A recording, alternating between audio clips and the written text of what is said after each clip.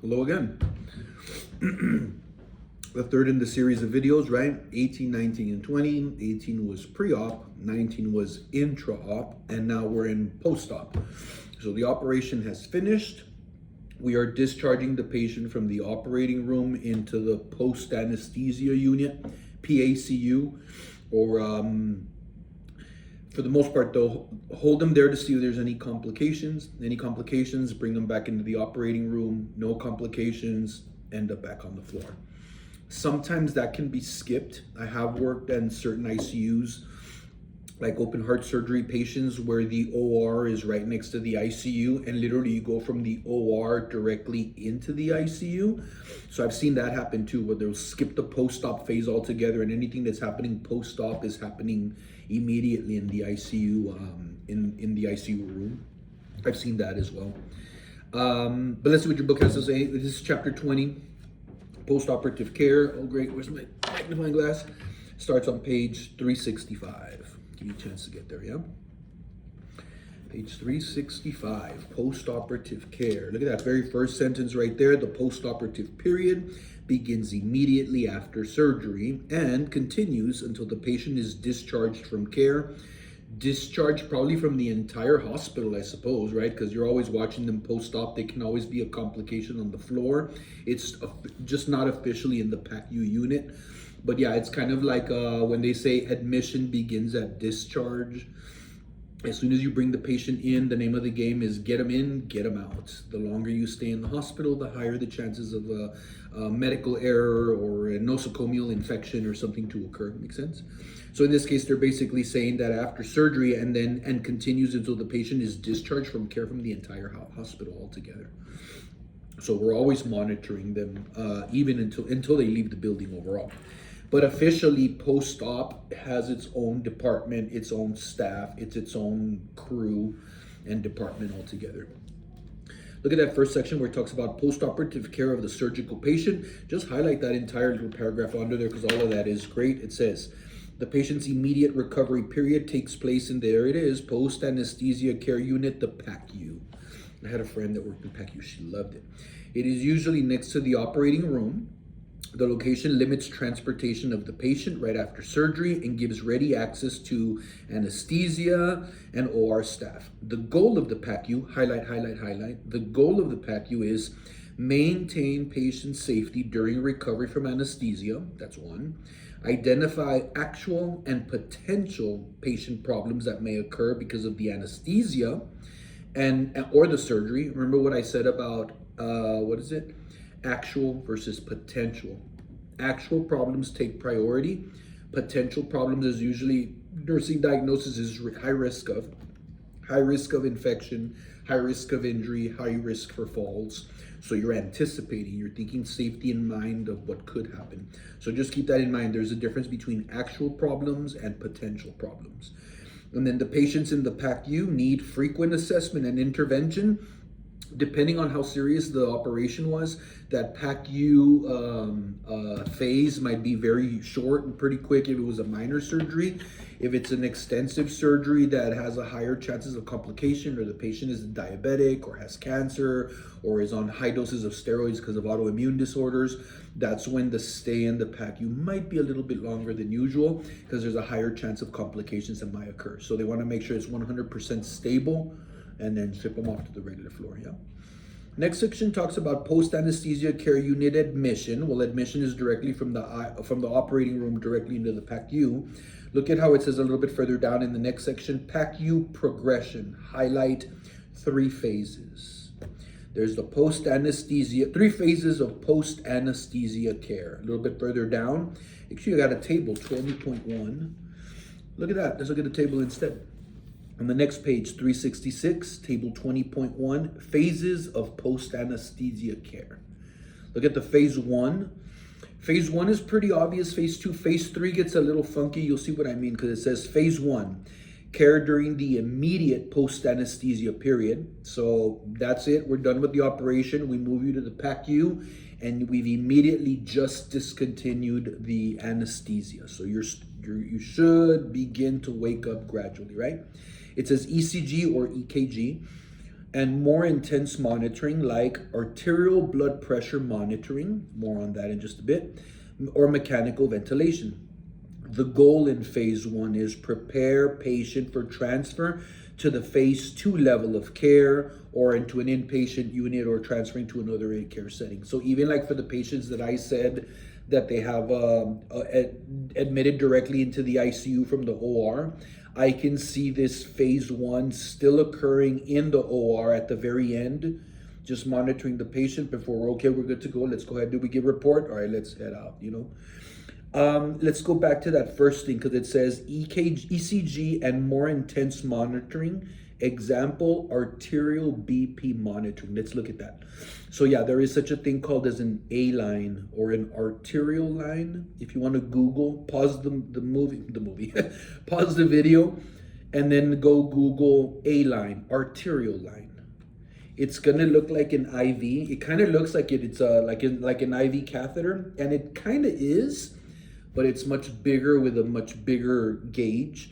And instead of going into the vein, it's literally going into the artery. And it's usually here on the wrist because you got two main arteries that are going down here. An A line goes directly into an artery. Surgeons do this, nurses don't do this. Remember, arteries are gonna be very high pressure. So that literally, if you were to introduce the catheter, the arterial catheter, and let it go, your body's gonna shoot it out across the room and shoot a big stream of blood all the way about 15, 20 feet away.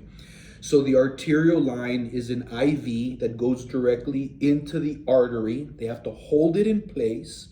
They have to suture it in place. They connect it to this tubing and it goes into the IV pole, and it's connected to a bag with some saline, but the bag is put in a blood pressure cuff and it's inflated so that the IV fluid is kept in tight and it's pushing against your arterial blood. So you're not infusing anything at all. It's just in an artery with an IV bag that's being squeezed, and it's literally creating tension to keep it in place. And that usually goes to a wand that's got a wire, and it goes to a monitor on the screen, and you can check what the patient's arterial blood pressure is, as opposed to the systolic, the 120/80, that's venous pressure. But the arterial pressure is a very specific, what is the pressure in the arteries? So this is ICU stuff, but you can Google it if you want, arterial line. And when you look at the picture, look at how, and in fact, you can even Google blood pressure cuff on, use of blood pressure cuff in arterial monitoring. And you'll see how it's like a blood pressure cuff that goes around the bag, and you inflate it because it's squeezing the bag to put pressure to fight against the arterial pressure coming after that. So I got all of that just from that one comment right there where it says on phase 1, ECG and more intense monitoring. An example of intense monitoring is arterial blood pressure. And that's what it's called, an arterial blood pressure monitoring, an arterial line. I want to say sometimes respiratory is trained to do this. I know nursing is not. I've never done this before, nor have I actually seen it done. I've only had the patients when they already have it on them, and then on the screen you're monitoring arterial blood pressure. So this is ICU stuff, but just so you know that it exists, right? Either way, eventually we move it on to the phase 2. And phase 2 is going to be like ambulatory patients. And then there's this whole concept of fast tracking. Fast tracking is just basically the patient looks good. You have certain criteria. They meet that criteria. The operation wasn't that major. We can make this go quicker, like a fast track the patient. In fact, look at what it says. Fast tracking, look at the examples. Patients who have bypassed phase 1, right, level of care. The goal is to prepare the patient for transfer to extended observation, home, or extended care facility.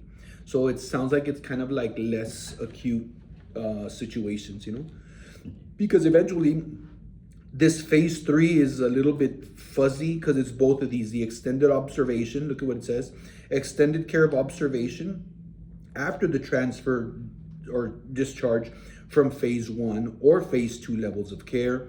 So extended observation technically is your stage 3. And then it says the goal is to prepare the patient for self-care. because eventually at the very bottom, blended levels of care, various levels of care, yeah, offered at the same time. I wouldn't say that phase one and it ends, and now it's officially phase two. It's more like this: as phase one ends, phase two begins, and then as phase two ends, phase three kind of begins. So there's overlap between the three, you know.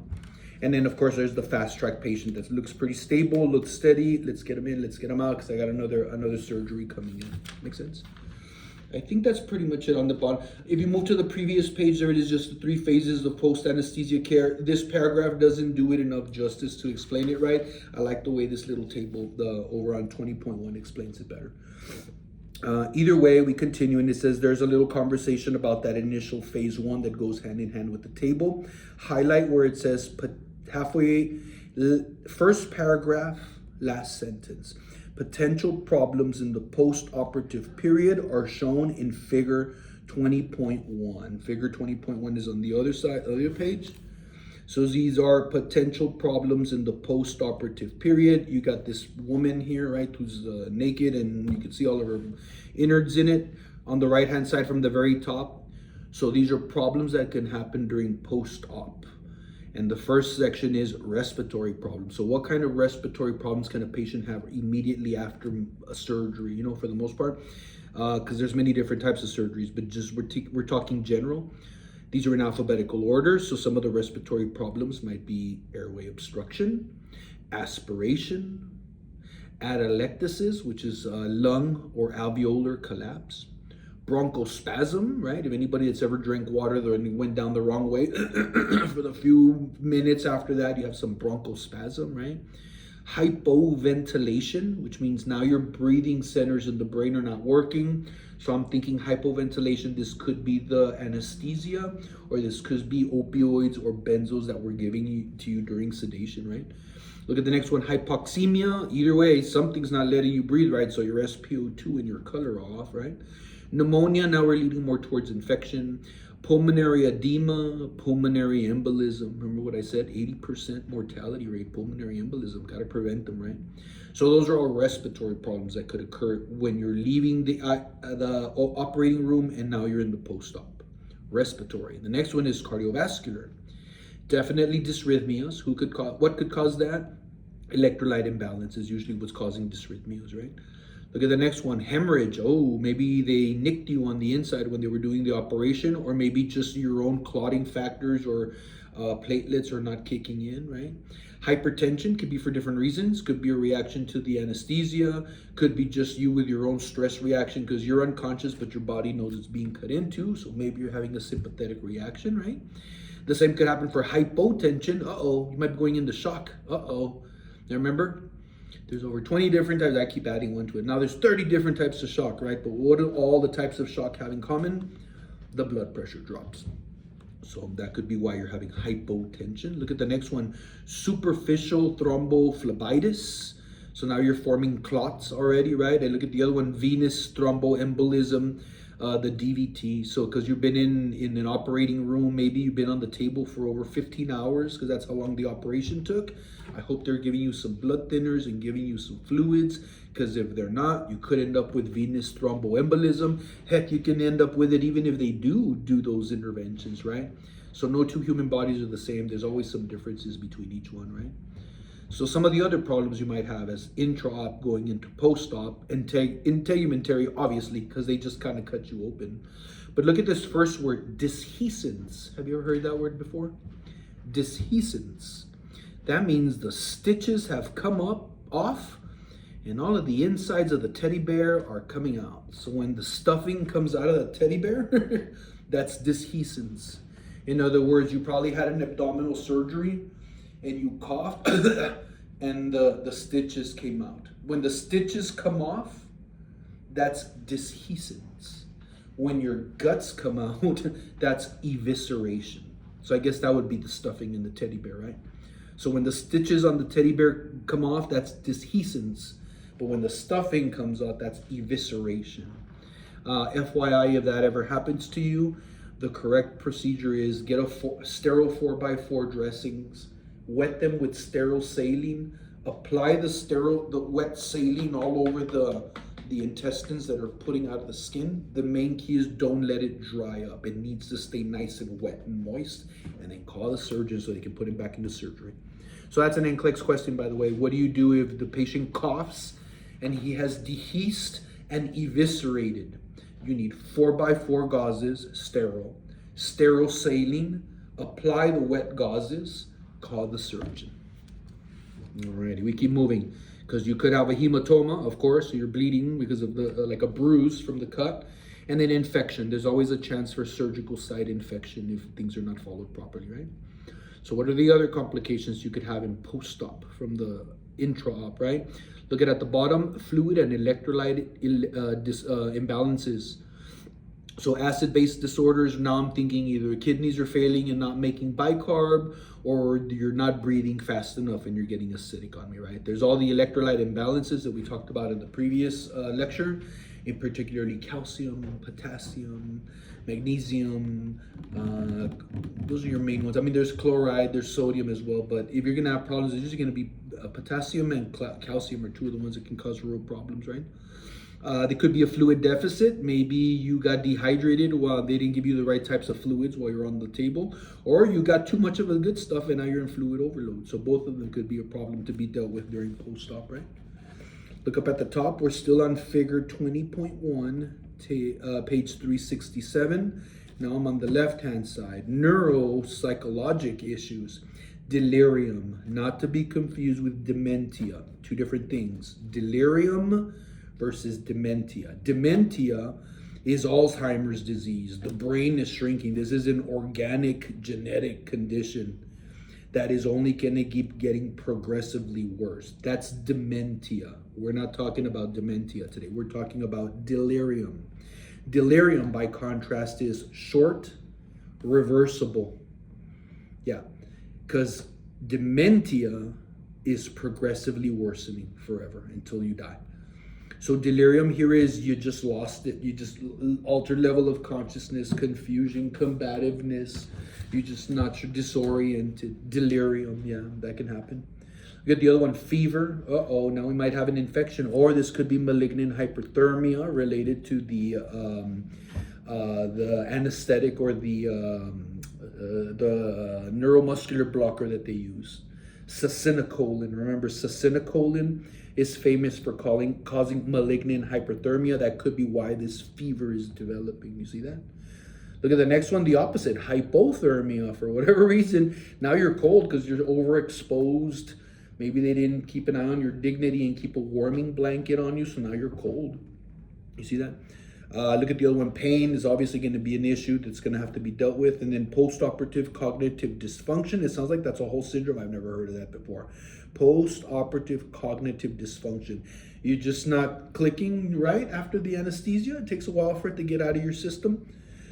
I would venture to say that patients with renal failure and patients with liver failure are probably at a higher chance of developing this postoperative cognitive dysfunction, right? Look at the next one, GI, delayed gastric emptying. It's probably all the opioids they gave you or the benzos to sedate you for the surgery. Unfortunately, they slow down all of your intestines and put you prone to constipation. So not surprised that there's delayed gastric emptying and probably some constipation too, right? Distension and flatulence. This could be just simple gas because you've been in the same position for all that time, so it's just kind of trapped in there. Hiccups can occur, especially when there's inflammation of the phrenic nerve. The phrenic nerve is an extension of the vagus nerve, right? 8, cranial nerve number 8. One has a little tail that sticks out, and then that one is the phrenic nerve that innervates the diaphragm. So when the phrenic nerve is irritated, we end up hiccups, and then they just spontaneously resolve themselves, right? And last but not least, nausea, vomiting. Everything gives you nausea, vomiting, right? It's usually the anesthesia. Post-operative ileus, that's a fancy way of saying constipation. The intestines have now froze because of all of the medications that we gave it for pain. It slowed down the intestines, and now you've got an ileus. So ileus is pretty much like a constipation. No motility. So if you take the stethoscope and you listen to all 4 quadrants, right? Four quadrants. or 9 regions. Tic-tac-toe, 1, 2, 3, 4, 5, 6, 7, 8, 9. So it's either 4 quadrants or 9 regions. If you listen to all of that, no bowel sounds. Yeah, that's how you know that there's a paralytic ileus. You want to leave the stethoscope there in the same spot until you hear a sound. If it takes you more than a minute and a half per quadrant, this is probably constipation already. You see, or if you're there for 5 minutes and you don't hear anything, and then you move on to the next quadrant, it's been 5 minutes and you don't hear anything. 5 minutes, you're constipated pretty much, you know.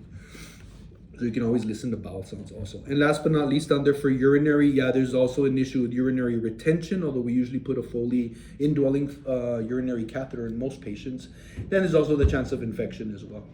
So all of this is the figure 20.1. This goes hand in hand with the phase 1 of initial assessment, right? Post-op, phase 1. And these are the potential problems that could happen during the post-operative period. Pretty much all of this that this gal has here, right? Back on page 366, that same section a little bit further down, it says, be alert for signs of inadequate oxygenation or inadequate ventilation. And this one is in table 20.4. Away we go. Page 368, table 20.4, signs and symptoms of inadequate oxygenation. So look at what we're going to see. We're going to see an increase or decrease in blood pressure. It depends if it's early or late. An increase or a decrease in heart rate in case it's early and late. Early, high heart rate. Late, it gets tired and then it slows down. Same thing with the blood pressure. At the beginning, you're trying to compensate. There's no oxygen, so the pressure is high and the heart rate is high.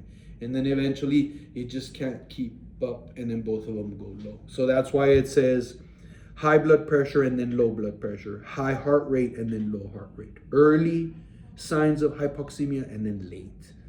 Late is bad because that means they're on their way out. There's already probably brain damage from all the cells in the brain that are not getting oxygen. So look at the next one. You're going to have, obviously, with a signs of inadequate oxygenation. Yeah, dysrhythmia is probably bradycardic, maybe even excited at the beginning and then eventually slowing down, right?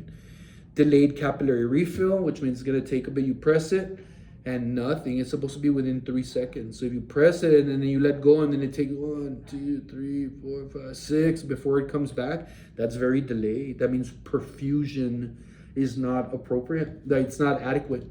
So if you're having trouble perfusing all the way to the fingertips and the toes, then you're definitely having perfusion problems to the kidneys and the brain. You see that? What else do we have? Decreased O2 saturation rates goes hand in hand, obviously, right? That's going to be your pulse oximeter.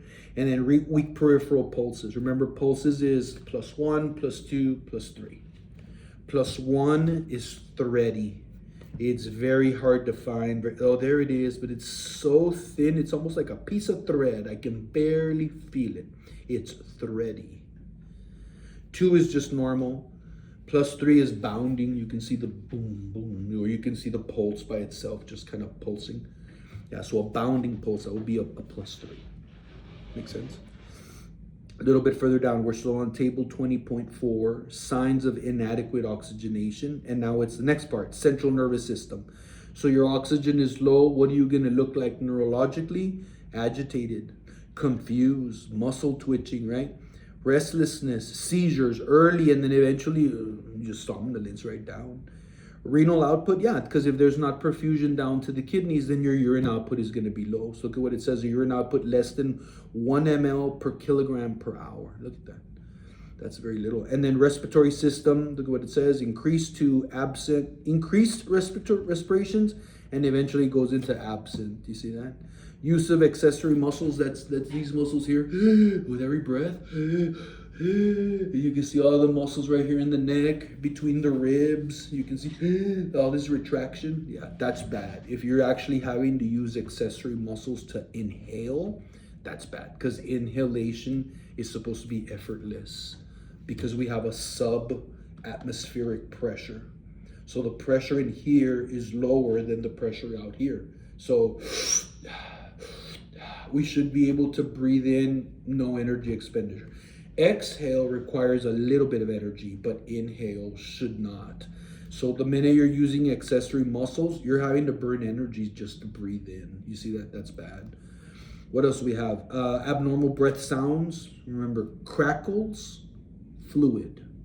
Stridor, bronchoconstriction.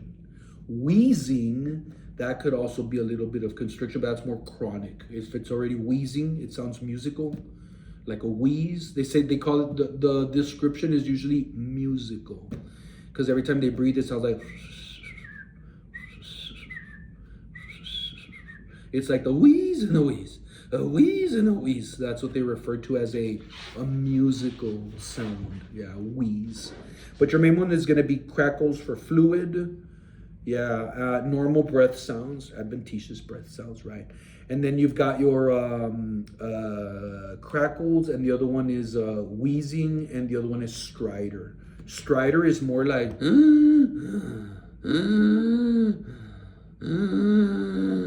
that's really bad. That's a lot of constriction in there.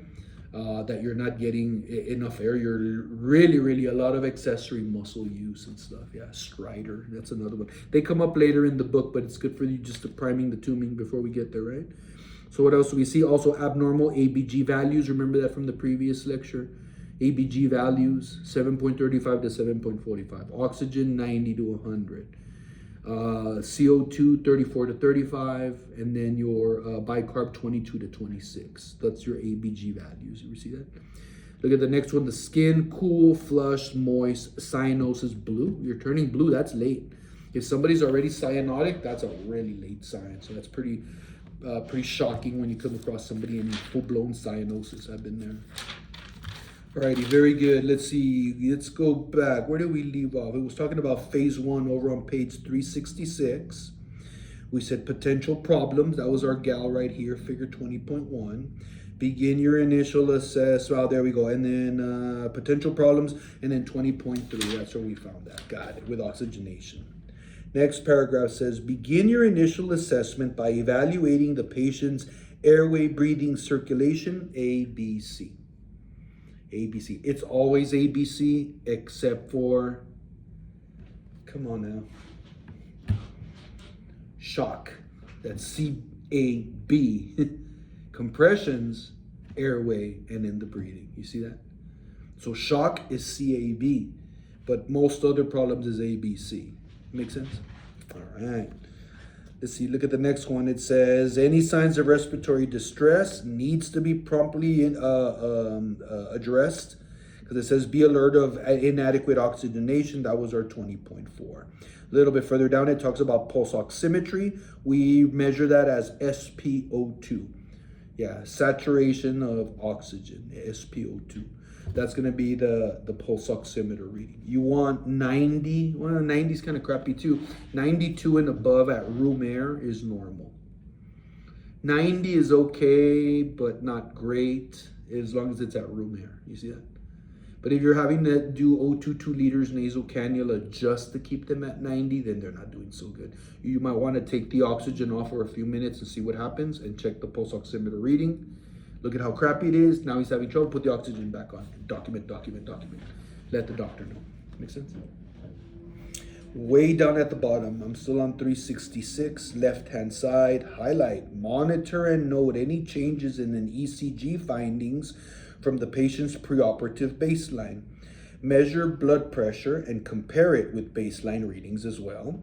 Invasive monitoring, like an arterial line, but there is other ones. There's also a central venous pressure line, a cardiac wedge line. There's a whole bunch of hemodynamic monitoring. So checking not just your peripheral 120/80, but what's the blood pressure in the pulmonary artery? What's the blood pressure inside the right atria? What's the blood pressure in the aorta? What's the arterial blood pressure? All of that is considered this invasive monitoring, hemodynamic monitoring, right? It may be needed.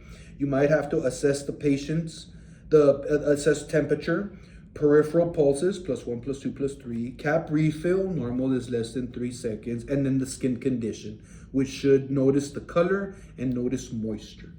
So color, usually the comment I'll hear, everything is normal for ethnicity and race. Yeah, skin is normal for ethnicity and race. Like that's normal black people skin. That's normal Hispanic skin. That's normal Asian skin. Like you get it?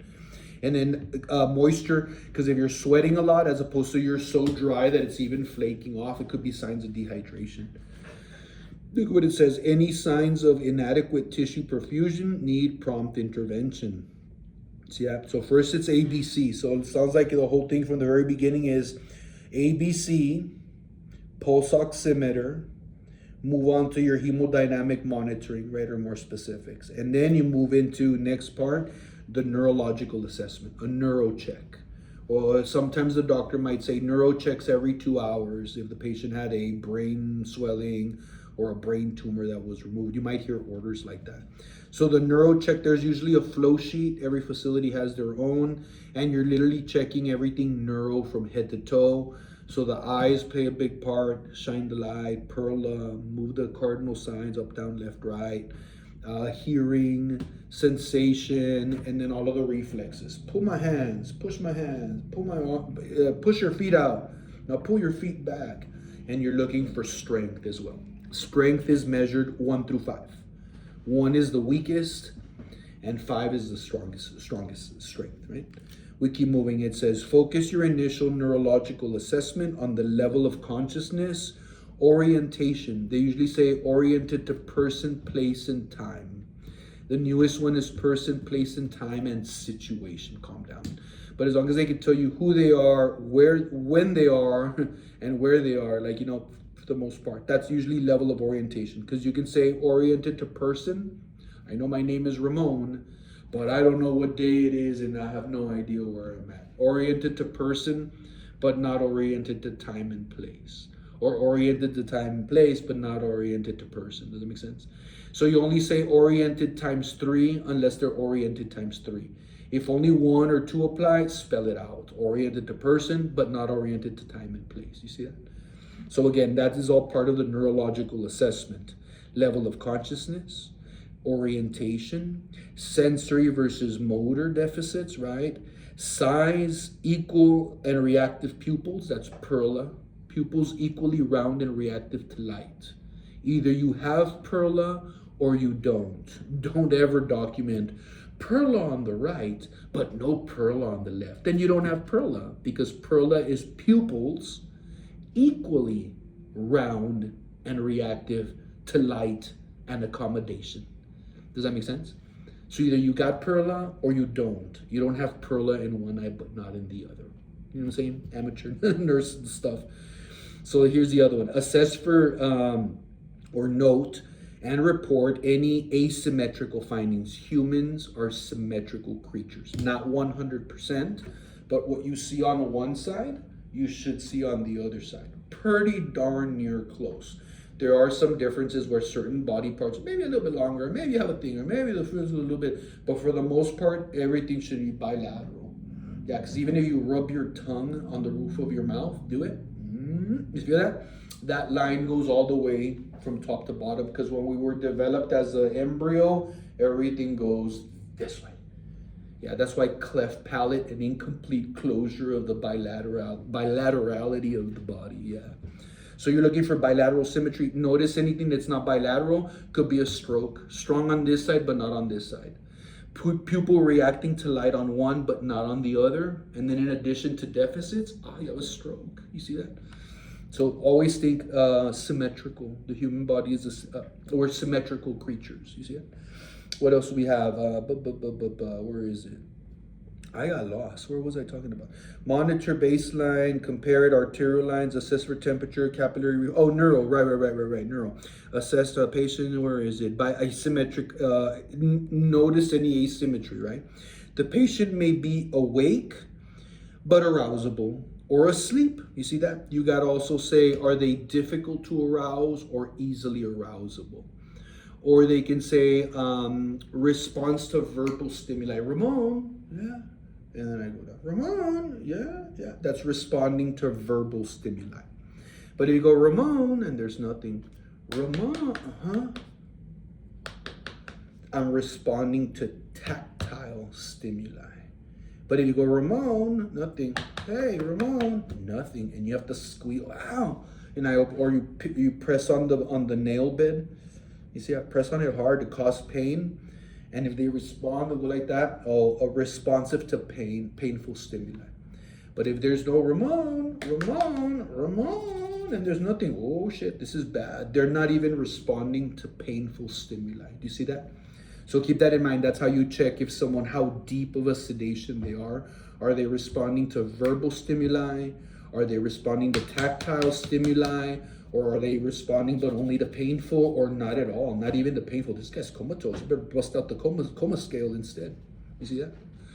What else do we say? Because it could just be that they're asleep. Arousable. Look at that. He was just asleep. I thought it was the morphine, right?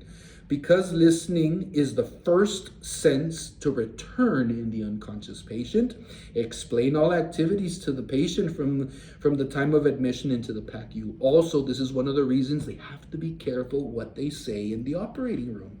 Because here you are thinking that the patient is unconscious, and they are, but the hearing is the last to go. And it has happened that patients say that they were completely unconscious, but they could hear everything going on in the room. And sometimes some nasty jokes are told, or they're making fun of the patient, or they say something stupid, some dumbass joke, and the patient can hear it. So that can turn into a big issue too. So that's why we usually say, even if the patient is in the coma, I still joke, good morning, Mr. Johnson. How are you doing today? Okay, Mr. Johnson, we're going to do your range of, oh, good job, Mr. Johnson. You said, you never know. He could actually be listening.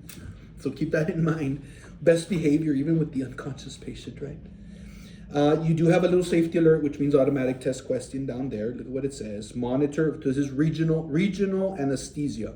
So not knock you out from head to toe, that's general. So for regional anesthesia, post-op, it says, monitor for complications of regional anesthesia.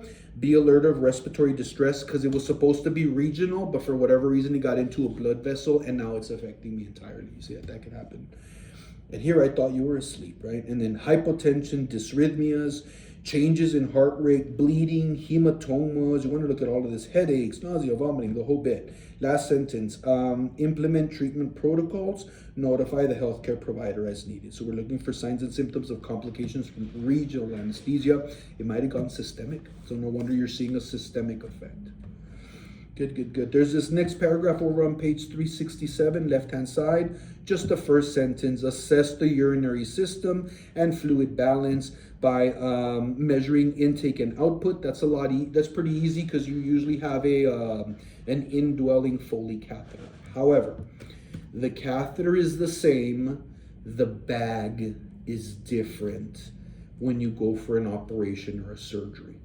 So you know how when you have the urinary catheter in the bladder and it drains directly into the bag, and the bag just fills up with the urine, and then you can measure how much urine is in there, right?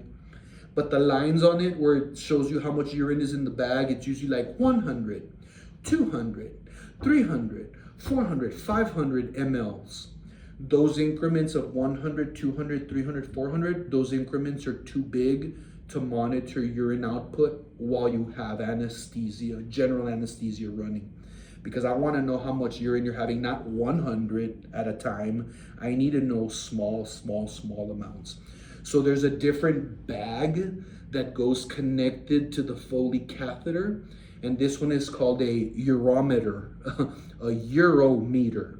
So pause the video and go and Google urometer, urinary collection bag.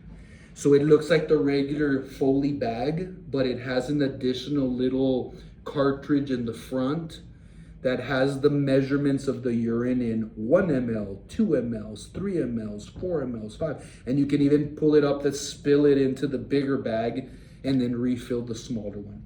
So the catheter goes from inside the body directly into this little separate chamber. Yeah, and then that chamber is graduated in 1 ml, 2 ml, 3 ml, 4 ml, 5. And I want to say it goes up to 100. Anything else goes spill over into the bag, and then that gets measured at 100 at a time. So Google it real quick, because a lot of times if you go to the hospital floor and you see a patient and he has a Foley, but you see on the bag he has a urometer, this patient came from post-op. So look at how much you can even tell from the patient without even opening a chart, without even talking to them, just looking in the room and exploring the room, and you can tell a lot about the patient. So that's one example. If you see that the Foley bag has a urometer, this patient this is a post-op patient. He came here for some procedure. And then you can ask him, did you have a procedure? Oh, you did. What did you do? See, and then you can have those conversations. See, needle spaghetti, right? Over on page 367, we continue. Okay, we're gonna focus now on respiratory. So remember those respiratory problems this little gal here on figure 20.1 had up at the top? Airway obstruction, aspiration, atelectasis. We're gonna focus on that now. Good? Alrighty, so respiratory problems right there. It says first sentence, there are common causes of airway compromise include obstruction, hypoxemia, hypoventilation. You have a table 20.6. Let's see what that table looks like, because it looks like you got some numbers. Look at that. Patients at high risk include those who have 1, 2, 3, 4, 5, 6. Who's at high risk for respiratory problems? Anybody with general anesthesia? Older men, wait, what does that mean? 55? Oh, I'm almost there. Oh man, I'm gonna be an older man in about 2 years, my God. Number 3, have a history of tobacco use, never smoked, so good. Have pre-existing lung problems or sleep disordered breathing. I'm thinking obese male, sleep apnea. You see that? Look at the next one, obese. Obese was a thing of its own, right? Or obese, or have an unusually body habitus. Long or short neck. Have you seen those fellas that have no neck and it's just like a head and the shoulders like that, and then the chest is kind of awkward? So that's what they're talking about. Just yeah, kind of funky.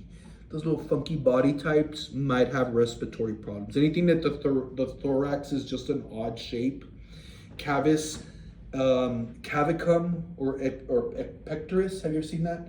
Where there's some men that for whatever reason the sternal cavity has like a cave. It's either concave or convex, sticking out. Those are the ones that they're talking about with this weird body habitus. They could probably have some potential problems just by looking at them. Just gonna look kind of funky. They might have some issues. Make sense?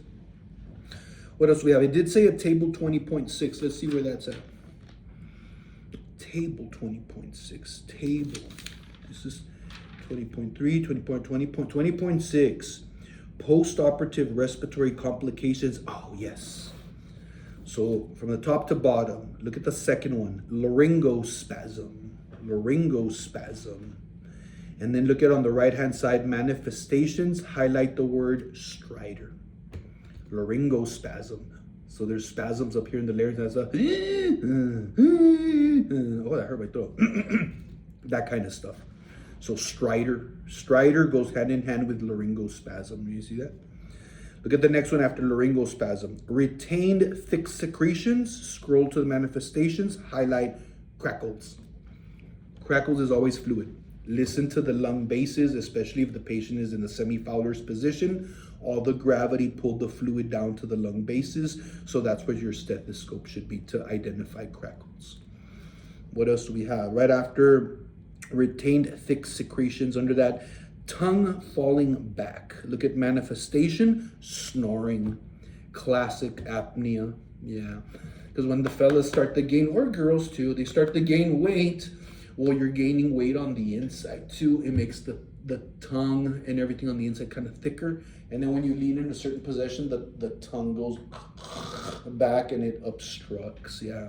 So these kinds of patients that have this sleep apnea, classic, they're overweight men and they wake up with a headache in the morning. And the wife says, you snore like a bear all night. So they're not actually sleeping very well. They're sleeping, but they're not getting enough oxygen to the brain. So they're literally waking up with hypoxic episodes in the middle of the night. So they're waking up with chronic headaches that last all day. And then there's tons of fatigue, throughout the day. Usually overweight men. A little bit further down, look at where it says atelectasis. Oh, I love that concept. Atelectasis, the whole concept is collapse. Remember the cluster of grapes, the alveoli inside your lungs? If one alveoli collapses, that's known as alveolar collapse. But alveolar collapse can be one grape or the entire cluster of grapes. That's also alveolar collapse. If the entire section of a lung, that's sectional collapse. That's sectional atelectasis. Or the entire lung could collapse. That's atelectasis also. So atelectasis just means lung collapse. There's gonna be, look at manifestations on the right-hand side. Highlight no breath sounds. So you hear the breath sounds on this side. You go to this side, there's nothing. It's just gone. And it's in a chest x-ray, it's super obvious. This guy needs a chest tube ASAP. ASAP. Yeah, atelectasis, when the whole lung collapses, you need a chest tube. You could suck all that air out of there, right? If you want to see the concept of the atelectasis, look at the next page, 371, figure 20.4. Yeah, look at that. That's giving the example A, B, and C, where A is a normal bronchiole and normal alveoli. Look at letter B. You got a bunch of mucus starting to accumulate. And by letter C, the mucus does not let oxygen or air during ventilation get all the way through. So what happens to the alveoli? Boom, they collapse. Yeah. But they don't collapse 100% because of a substance on the inside of the lungs that prevents it from collapsing. So it's literally a substance. Let's just pretend this is just one grape, just one alveoli. All of the inside is covered with surfactant. Surfactant keeps the alveoli from collapsing, because with surfactant, you can go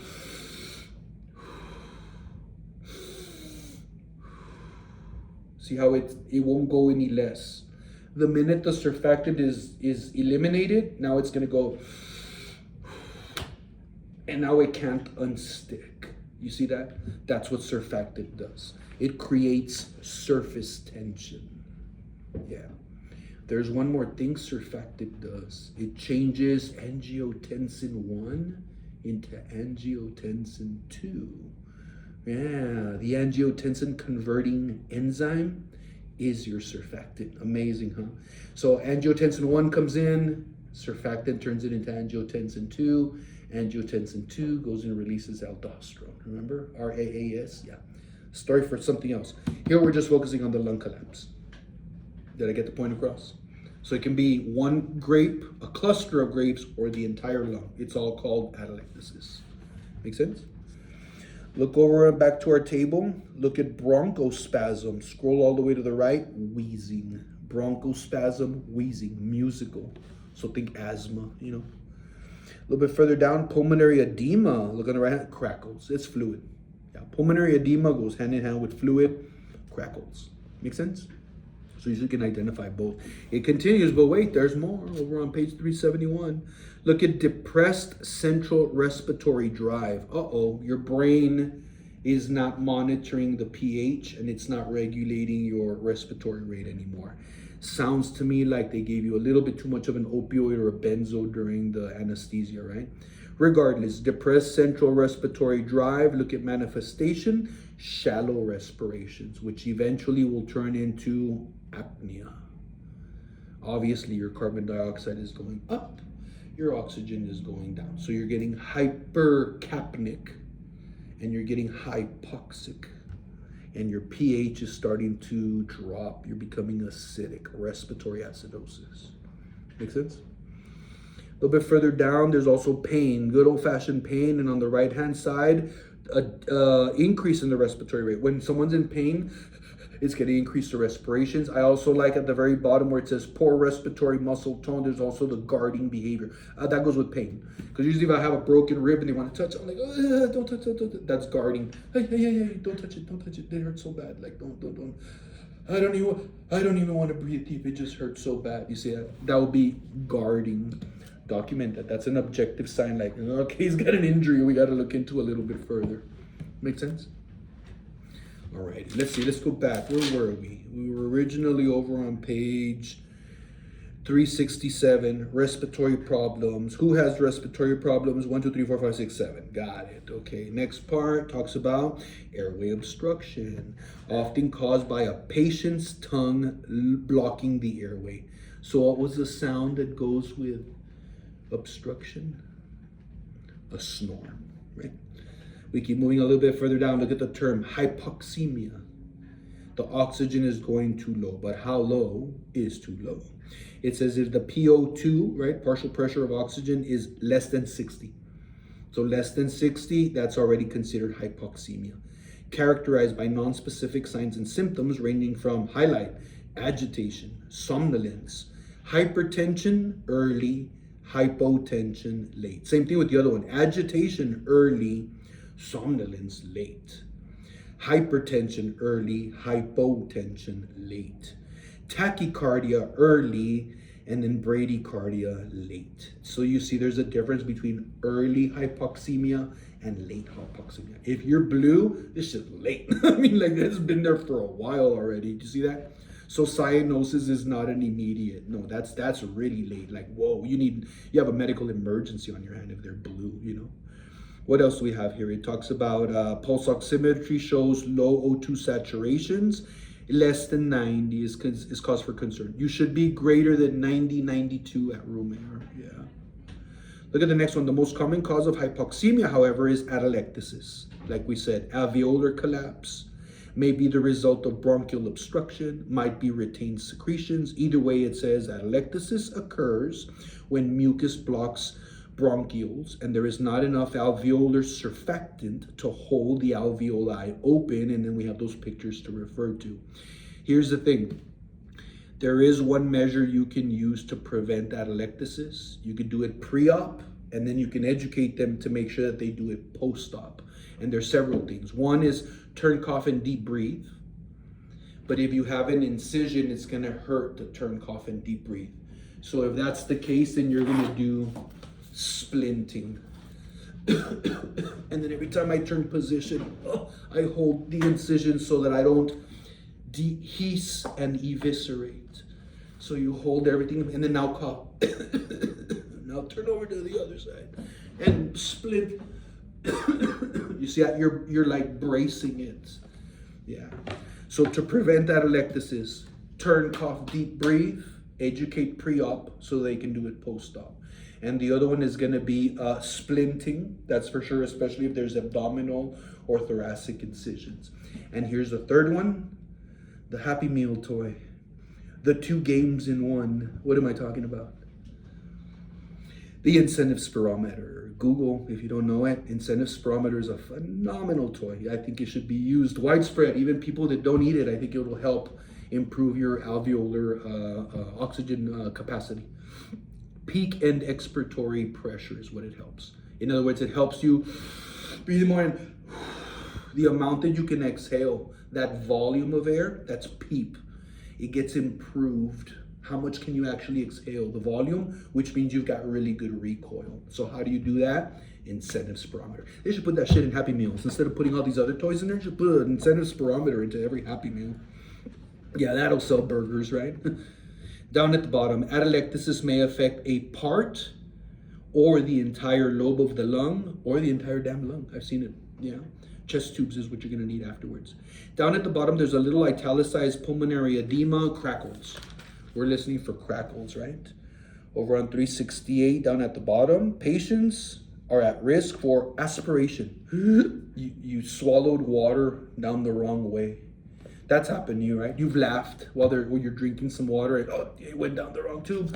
And then you go into this sudden fit of coughing. And then for a few minutes afterwards, it takes a while for you to be able to catch your breath. Yeah. All of that, that's aspiration. The concern is if you aspirate stomach content. Whoa, that could be a medical emergency. To inhale your own stomach acid is detrimental. You'll cause acute respiratory distress syndrome. More on that in Adult Health 3. That's critical care stuff. But it's called acute respiratory distress syndrome. You just inhaled stomach acid and now it's liquefying a bunch of different alveoli. So good luck. Even if you get a ventilator on them, the name of the game is try to save whatever alveoli you have in there, because that's the only gas exchange you're going to have to try to save the patient. So inhaling stomach acid is a really bad day. That's why people that are unconscious or drunk, we always say lay them on the side and the head sideline, so that if they emesis, vomit, they don't inhale that and choke on their own vomit. Make sense?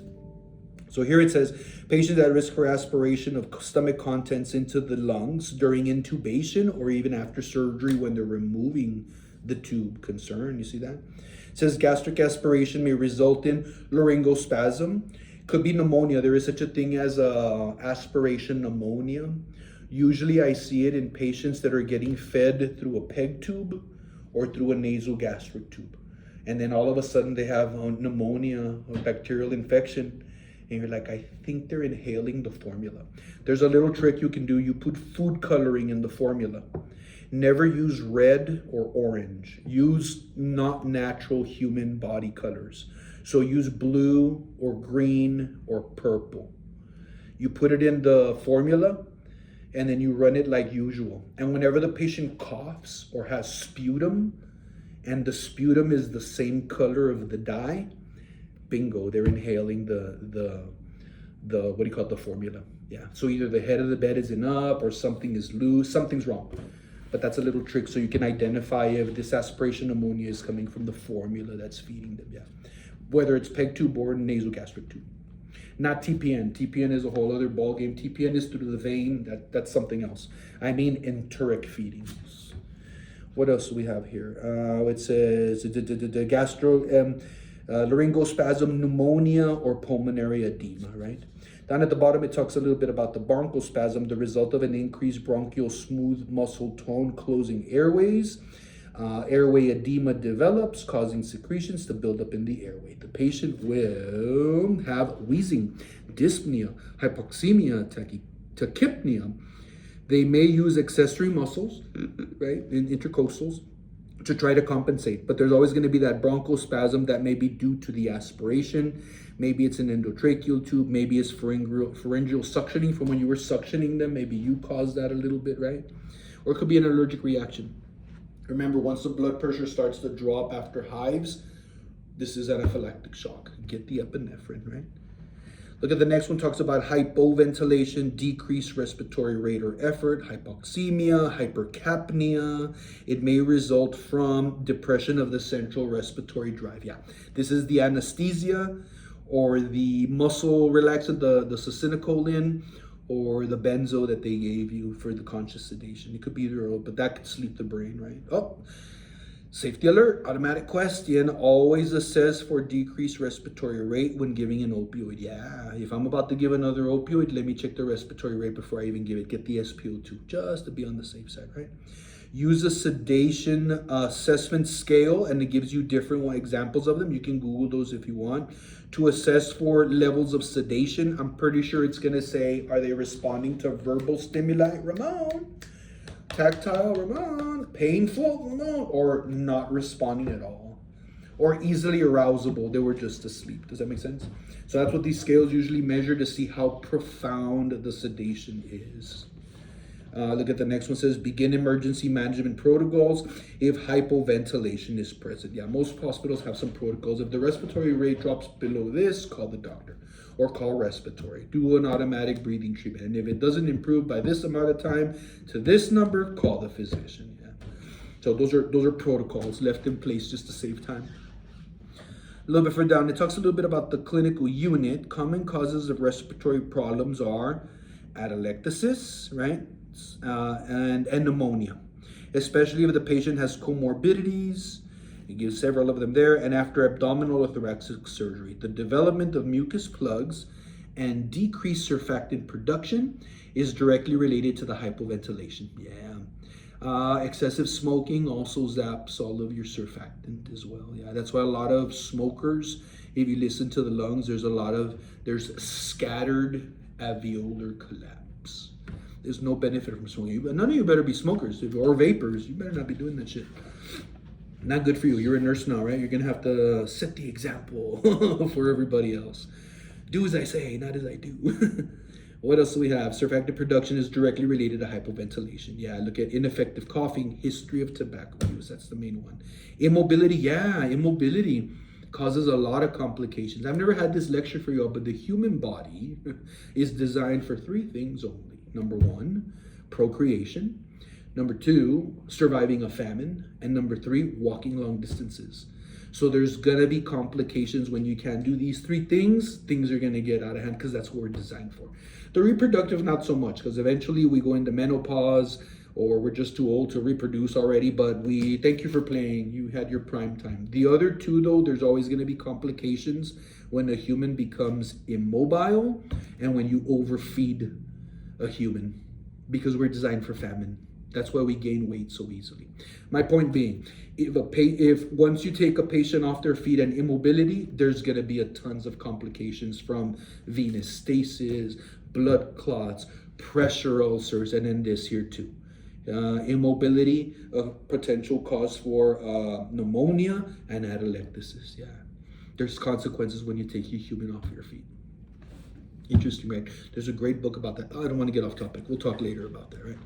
Let's see, what else we have? Increased bronchial secretions occur when the respiratory passages have been irritated by heavy smoking, COPD, pulmonary infections, or from dry mucous membranes that occur with intubation, inhalation anesthesia, or good old-fashioned dehydration, right? Without intervention, atelectasis will progress into pneumonia. And eventually pneumonia can turn into acute respiratory distress syndrome, and then it is all downhill from there. Either way, we're going to assess respiratory, right? Obviously, the patient's airway, where it says pay close attention to the patient's airway, patency, chest symmetry. There should be a symmetrical rise and fall. Remember, if it's uneven, something's up. That could be atelectasis right there. Oh, even, this is a little advanced, but I'll tell you anyways, tracheal deviation. When this lung collapses, everything shifts to this side. So literally the trachea will go to this side. If this lung collapses, the trachea shifts to the opposite side. Isn't that crazy? That's kind of nurse practitioner stuff, but at least just giving you some little added extras there, right? What it says, impaired ventilation may be first seen as decreasing pulse oximetry readings, slowed breathing, reduced chest and abdominal movement during breathing, yeah, all of that. Oh, I'm getting a message from home. I just added a text here. I have to bring food home for dinner. Let's see, regular monitoring of vital signs, including pulse oximetry, capnography, which is the study of the carbon dioxide in the body, and other technology supported for monitoring. Acoustic monitoring just means beep, beep, beep, beep. If I hear the beep, beep, he's alive. Because if I hear beep, he gone, you know? So that's what they mean. It's nothing fancy when they say acoustic, where is it? I lost it. Acoustic monitoring. Oh, you mean the damn thing beeps, just so that I know that it's on. That's it. That's acoustic monitoring. The concern with acoustic monitoring is that there is such a thing as alarm fatigue. Yeah, where nurses work in a setting that there's so many damn alarms. There's the call bell, there's the phones, there's the blood pressure monitor, the heart rate, the pulse oximeter. So beep beep bing bong bing bong bong bong. So you're hearing too many things at once, and it can become an issue for some patients. They call it for some patients, for some nurses, they'll call it alarm fatigue. I swear, I used to go home and I was literally asleep and I could swear I hear the call bells ringing because that's how much I was around them. So I've experienced that myself. A little bit further down, it talks about thorough respiration assessment allows you to recognize early signs of early. See how there's early and then there's late. Early manifestations of hypoxemia, which include tachypnea, gasping, anxiety, restlessness. That's all early. Confusion, it's getting bad. Rapid, and then eventually a thready. There it is, the word thready pulse. Thready pulse, +1, +2, or +3, +1, right? Good, +1. All right, we read through these tables here. We already looked at 371, this atelectasis. There's a neat little box here, figure 20.3, showing you, look at the middle one. It's about the tongue going back. If a patient is unconscious and you hear that snore because the tongue is in the back, you can do the head thrust just to open the tongue. So move the tongue back so that the airway becomes open. That's being demonstrated there over in 20.3. Manually elevate the jaw while tilting the head back. And then look at the bottom at how the airway is cleared. At the very top, the tongue is in the way. You tilt the head and the jaw up, tilt the head back, the jaw up, thrust. And then now look, the tongue is out of the way and the airway is cleared. And you can tell it worked because they're not snoring when they're breathing. So this is unconscious patient, probably male, probably obese. That's who's going to be having this snoring from the tongue obstructing, right? We keep moving. I know we're going on a little over an hour. Got a little bit to go. Let me try to keep it focused, yeah? 372. There's that position. Figure 20.5, position of a patient during recovery from general anesthesia. Sideline. Why do you think? Why sideline? In case they emesis, vomit. That way they don't inhale their own vomit and go heading towards acute respiratory distress syndrome. Safety alert, automatic question. Position the patient, unconscious patient in there it is, lateral recovery position. This position keeps the airway open, reduces the risk of aspiration. You get that in case vomiting occurs. Oh, well, easy peasy. A little bit further down, it also talks about the supine position with the head of the bed elevated. Fowlers or semi-fowlers helps gravity pull the diaphragm down, so it promotes chest expansion, right, during breathing. A little bit further down, the next paragraph talks about encourage deep breathing to aid gas exchange and to promote the return of consciousness.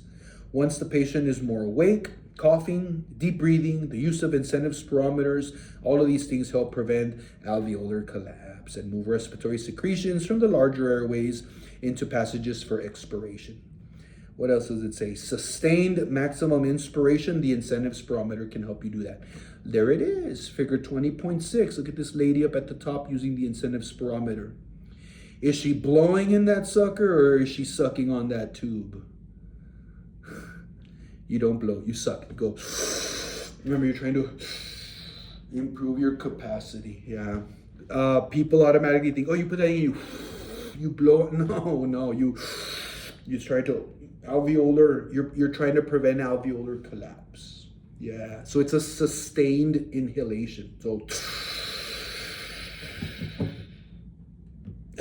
See that? Yeah. So you can expand it. So usually the instructions will be incentive spirometer times 10 times, at least 3 times a day, or incentive spirometer PRN while awake. The doctor will be very happy if you're using that. Oh, look at the picture right under that. There's your splinting. 20.7, splinting. This little fella probably had an abdominal surgery or a thoracic surgery. Back to the other side, incentive spirometer helps by giving the patient visual feedback of their respiratory efforts. It's 2 games in 1. It's beat your high score, because every time you go and you're trying to make it go higher than the last time. Beat your high score. Yeah. And then the other one is this little thing you have to keep floating, because if you overdo it, you're gonna make it go all the way to the top. You gotta try to. It's like you keep this little like indicator that floats in the air every time that you're breathing, and you try to keep it within a certain window. So it's 2 games in 1. It's beat your high score and keep the little ball floating in the window for as long as possible. Good times, right? All right. A little bit further down, it says effective coughing is essential in mobilization of secretions, hence splinting an abdominal incision with a pillow or a blanket to support the incision. You're trying to prevent disheasance and evisceration. Have those 4x4s and saline handy, right? Right under the little guy that's splinting there, it says adequate oral and IV hydration is essential to maintain integrity of the mucous membranes and the thin secretions that for easy expectoration. Yeah, if a patient starts having a lot of thick phlegm, thick mucus, push water. Tell them to drink some water. Excessive water then will go to the lungs and it'll liquefy a lot of your secretions throughout the body. So that really does help. I know they say that drug, what is it, guaifenesin? Mucinex. Did you know that there's research that says drinking water is more effective than Mucinex? Keep that in mind. Don't ever buy that shit. It does nothing. Drinking water works better than Mucinex, and there's research to support it. You can pause and Google and find out what is or ChatGPT and what is the research that indicates that drinking water is better than guaifenesin, and it's out there. It really is. But we keep selling it because people keep buying it. So it is what it is. What else do we have? We're leaving the lungs. We're moving more into cardiovascular. It'll go quick. Once we get into the cardio and the neuro, it'll go quicker. I'm going to try to keep it under about an hour and a half. I know it's a long video, but it is a 4-hour course and it is 3 videos, so not too bad. Cardiovascular problems. So here we go. Hypotension, hypertension, and dysrhythmias. Those are going to be your cardiac problems. Patients at greatest risk for altering cardiovascular function include those with altered respiratory functions, and those that have a history of cardiovascular disease, older adults, anybody that has debilitating or critically ill as well, right? There's a little conversation about hypotension, how it can cause disorientation, loss of consciousness, right? Chest pain, oliguria, right? Reflects hypoperfusion of the kidneys, right? That's less than 30, but more than 0. Because making no urine, that's anuria, no urine.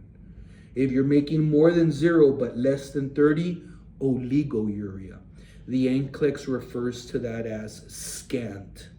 S-C-A-N-T. Scant amounts of urine, they mean oliguria.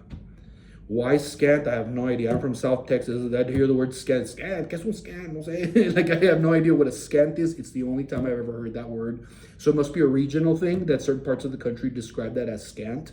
So that was when I just had to learn. Okay, scant means very little.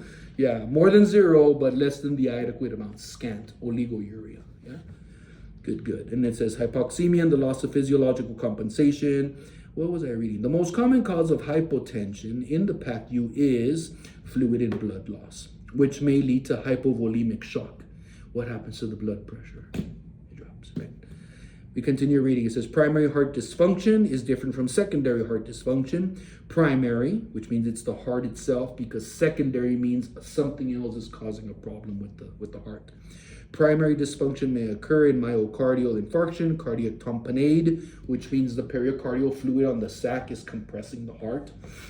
I've been at the bedside where they put in a needle and pull the fluid out of the patient's heart right there at the bedside. It's crazy stuff. What else is on here? That's primary. So something's wrong with the actual myocardium, cardiac tamponade, pulmonary embolism inside the heart, right? Because secondary heart dysfunction says because of negative chronotropic or inotropic, remember that from form, rate of contraction. So your inotropic agents, beta blockers, yeah, or opioids. No wonder your heart rate is so low. It's not the heart, it's secondary to the drugs given. Remember how I talked primary versus secondary? You robbed the bank, primary. You robbed the bank because someone told you, secondary. So the heart, something's wrong, primary. The heart, something's wrong because of something else, secondary. Make sense? Just so you know the language. A little bit further down in the next paragraph, it talks about hypertension most often occurs from symptomatic nervous system stimulation. This may be the result of pain, anxiety, bladder distension. You got to pee and you're unconscious, no wonder, or respiratory distress. Many problems can cause dysrhythmias. Thank you very much. So usually your main thing is electrolyte imbalance. Dysrhythmia is just automatically hand in hand. Usually potassium, magnesium, calcium can also do that, yeah. But any electrolyte, sodium, any electrolyte imbalance out of whack. But those are the common ones that kind of fall out of whack, right? In the clinical unit, I like that second paragraph. Fluid retention during postoperative days 1 to 3 can result from the stress response, which maintains both blood volume and BP. A little bit further down, what's going to hold your water in place? ADH. The other one, ACTH, adrenocorticotropic hormone, that's the one that's going to cause the adrenal gland to release aldosterone. Yeah, so aldosterone, ADH, RAAS, these are normal body functions that maintain fluid in the body. Yeah, make sense? Next paragraph, just the first sentence. Fluid overload may occur during this period of fluid retention if we infuse IV fluids too rapidly, so there's a rate involved. When chronic disease like heart or kidney problems exist, and when the patient is an older adult. So follow your instructions that they're saying at what rate to infuse things. Make sense? Look at the next one, talks about hypokalemia. Do we really need to talk about hypokalemia? You already know, right? 3.5 to 5.5, less than 3.5, you got to supplement. 3 ways to supplement: food, pills, IV. IV, 50 MEQs per hour. Dilute it, always through a pump, never IV push. Check the potassium level before you give a second dose. You good? A little bit further down, it talks about venous thromboembolisms. Do you remember Homan sign? Homan sign. Remember I told you you're causing an intermittent claudication pain. So you just bend the foot forward, and that causes a sharp pain. That's a positive Homan sign. And positive is not good. Positive means present, and that's bad. So a home sign, once you identify, freeze, put the patient in bed rest, alert the doctor. And do not come and do home sign 3 times and show you, oh, look, positive home, come and do it. Because if you keep doing it, you're going to dislodge that clot and it could end up in the lungs, pulmonary embolism, or in the brain, and now you've got an ischemic stroke. Make sense? So there you go, you're back to venous. But what do we do to prevent this? Because it says post-operative patients, older adults, obese persons, immobilized patients, patients with a history of VTE or PE, predisposed to clotting. Yeah, it is a potentially life-threatening complication. What drugs can we give? Heparin, Coumadin, also known as warfarin. Probably what's given though, because that's gonna add some labs. Oh, look, I'm sweating. My office is hot. Lovenox and noxaparin, sub-Q. Remember, it's a little bit of a low molecular weight heparin and a little bit of aspirin combined. And they gave it sub-Q in the arm. Yeah, that tends to work pretty good. So keep that in mind, but the things that we can give for this. But it does talk about post-operative VTE prophylaxis. There you go, enoxaparin. Often includes early ambulation, absolutely, ambulate. Pneumatic compression devices, sequential compression devices. Google image, sequential compression device. It's a pump at the edge of the bed with those, I think I told you, right, with those 3 chambers that squeeze the leg. So they're literally milking the blood back up to the rest of your body. Yeah, those go hand in hand with anti-embolytic stockings, also known as TED stockings, T-E-D, T period, E period, D, TED stockings. Google, not one size fits all, small, medium, and large, and you're gonna have to measure the patient's calf to find the right size. They should be tight, because they're gonna squeeze all the blood up to your legs, and then you put the sequential compression devices on top of that. The TED stocking has a hole at the tip here. Why? So that you can access to do pedal pulses and check cap refill. So they have our job in mind. I wish I would have invented that. I'd be drinking margaritas somewhere, right? All right, a little bit further down, syncope, not to be confused with vertigo. Vertigo is literally the room is spinning. That's vertigo. Syncope is, whoa, I'm passing out, like, yeah, dizziness. It says potential, associate syncope right there, postural hypotension. A change with position drops the blood pressure. Yeah, just tie those 2 things together. Then we're getting into assessing the cardiovascular. There's too much to cover here on these bullet points. I'm gonna let you read the bullet points on your own, but pretty much notify the healthcare provider or the anesthesiologist if any of the following occur, and I'll let you read those bullet points by yourself. There's just that little batch right there. They're related to blood pressure, normal, not normal. On the next page, same thing. It talks about hypotension, about ECG monitoring, and then you got those little bullet points of some of the clinical problems you might find. Look at the first one, altered blood pressure, obviously, right? That's gonna be the first one, especially when you compare it to the baseline, because if a baseline is already 120 over 80 and you're getting some wacky numbers post-op, you know this is not as normal. So we gotta monitor a little bit closer, right? But each one of these implementation in the PACU, I'm just kind of highlighting the first sentence of most of these paragraphs. Begin treatment of hypotension with oxygen to promote oxygenation and hypoperfused to the hyperperfused organs. The nurse can give 2 liters nasal cannula without a physician order. Anything more is going to require an order. Caution with the COPD patient.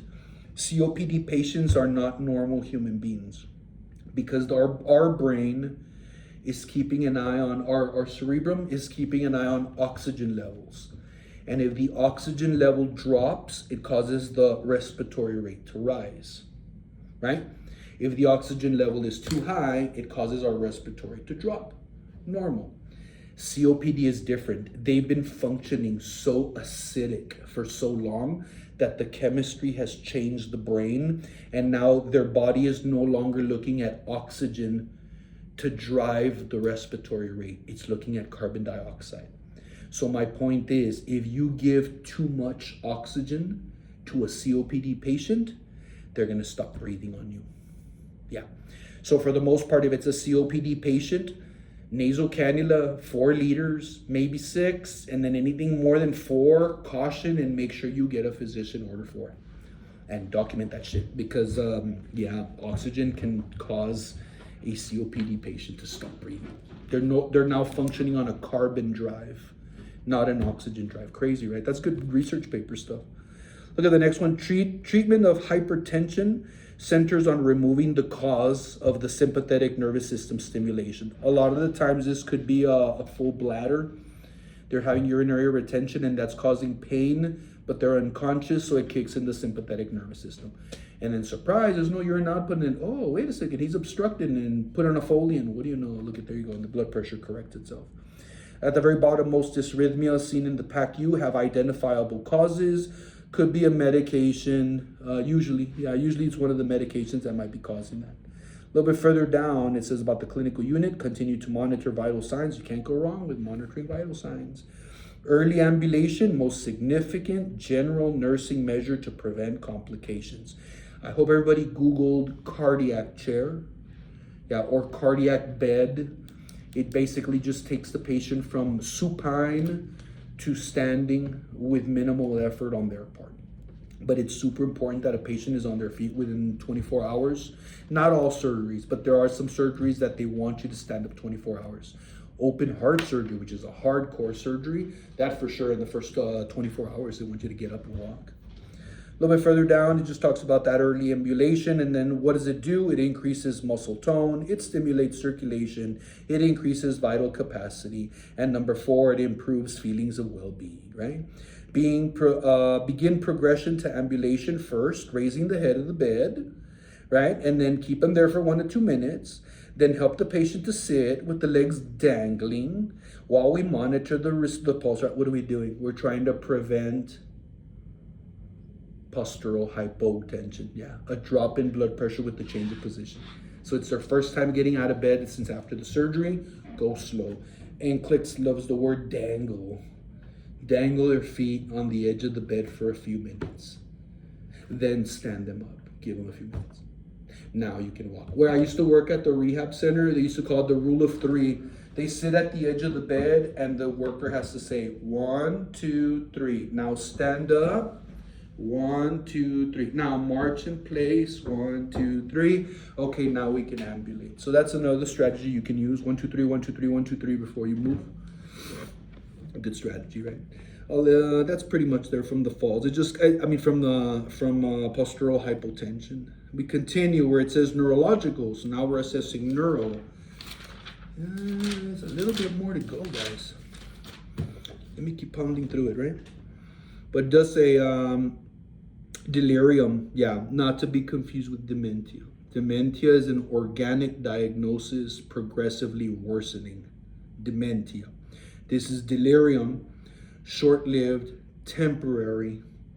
You lost it just for a few minutes, right? Everyone's had some sort of a delirium due to emotional, It is a short-term, neurological change manifested by behavior such as restlessness, agitation, disorientation, thrashing, shouting. Things that can help decrease delirium: a window so I can see day and night, a clock so I can see what time it is, a calendar so that I know how long I've been in the same room. You see that? And then orientation. Good morning. Today is Wednesday, October 31st, 1999. But you see what I'm saying? Yeah, it's just to reorient the patient as much as possible. That helps counteract delirium. But sometimes the delirium is due to the drugs, or it could be psychiatric or psychological.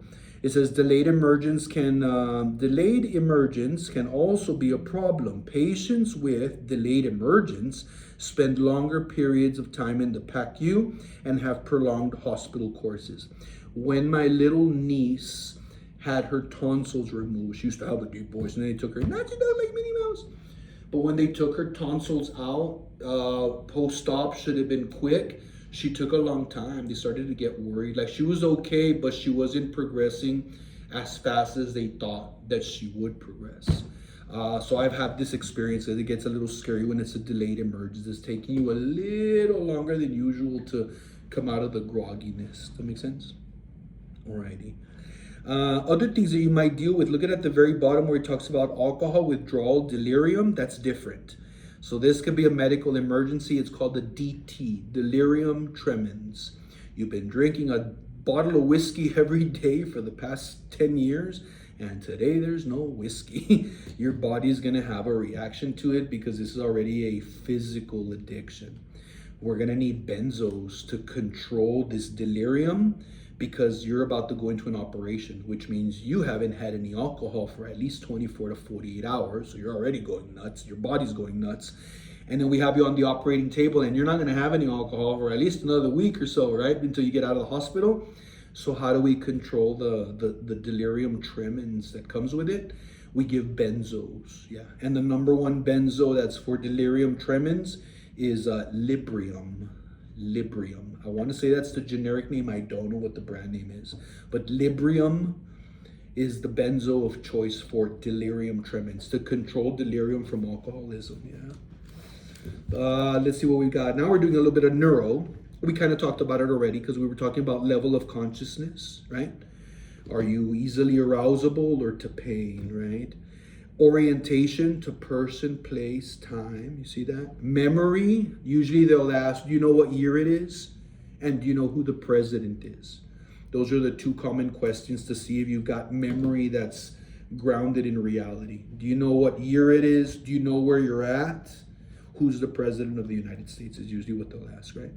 Ability to follow commands. That's another one. Able to follow commands or cannot follow commands. You see that? That's another thing. Determine the size reactivity of the pupils. Remember, it's either perla or no perla, not perla on the right and no perla on the left.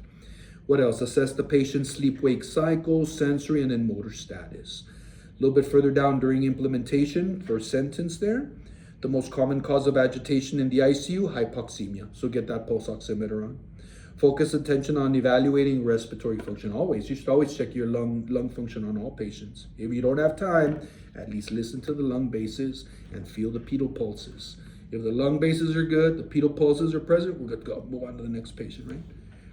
What else we got? Next paragraph, highlight. Until the patient is awake and able to communicate effectively, you are responsible for patient safety. This includes monitoring physiological status, having the side rails up, call bell within reach, bed in the lowest position. It always comes back to that. It always comes back to that. Look at the clinical unit a little bit further. Assistive devices, what did I tell you? Clocks, calendars, hearing aids, glasses, all of this helps against delirium. Orient them, person, place, and time. Window, calendars, TV too, yeah, because it'll tell them the news today. Hey, good morning, everybody. I can't believe it's the first of the month. You see that? So all of that orients them really well. What else do we got? Down at the bottom, listening to and talking to the patient. What? We actually have to talk and listen to them? Wow, it says to prevent and limit psychological problems. Who would have thought? Talk to the person, right? And it says offering them explanations and reassuring and encouraging their presence and the aid of the patient's caregivers as well. Yeah, don't forget the caregiver too, because a lot of times we're so focused on the patient, but this caregiver has been there the whole time and sleeping, and acknowledge them too. Hey man, you're doing a good job. Like, hey, you're doing a good job. They're very fortunate to have you, you know. Don't forget they're also being compromised also. So I never ignore the family members. My focus is the patient, but I ensure that I include the caregivers and the family members into the conversation too. What else do we have? Pain and discomfort, just that first sentence there. Pain is a common problem and significant fear for patients. And then the very last sentence, deep visceral pain, that's different from somatic pain. Somatic pain is muscles and bones. But when they say visceral pain, it's on the inside, it's weird, it's colicky, it kind of feels, it's vague. You can't tell where it is. It kind of hurts here, but it kind of radiates over here. So patients have a hard time describing visceral pain. That's organ and soft tissue pain on the inside. But they can tell you, oh, somatic pain, it hurts right here really bad. And every time I do this, it hurts really bad. That's somatic, muscles and bones. So it says deep visceral pain may signal a complication such as intestinal distension, bleeding, abscess formations. Yeah, pain may limit respiratory movement and increase the risk for atelectasis. So pain management is a very big deal in the hospital as well. Yeah. If the patient has the medications already on the MAR, It's the right time. It's every 4 hours. It's been 4 hours. They hit the call and they're like, hey, can you get my pain med? But they don't even look like they're in pain. But so you have to ask them on a scale of 1 to 10, what's your pain? And automatically, it's a 10. It's a 10 out of 10, and it hurts right here really bad. Go get my pain meds. Do you give it or do you not give it? But they're going to get addicted. They don't really want it. It's drug-seeking behavior. That's judgmental. You give it.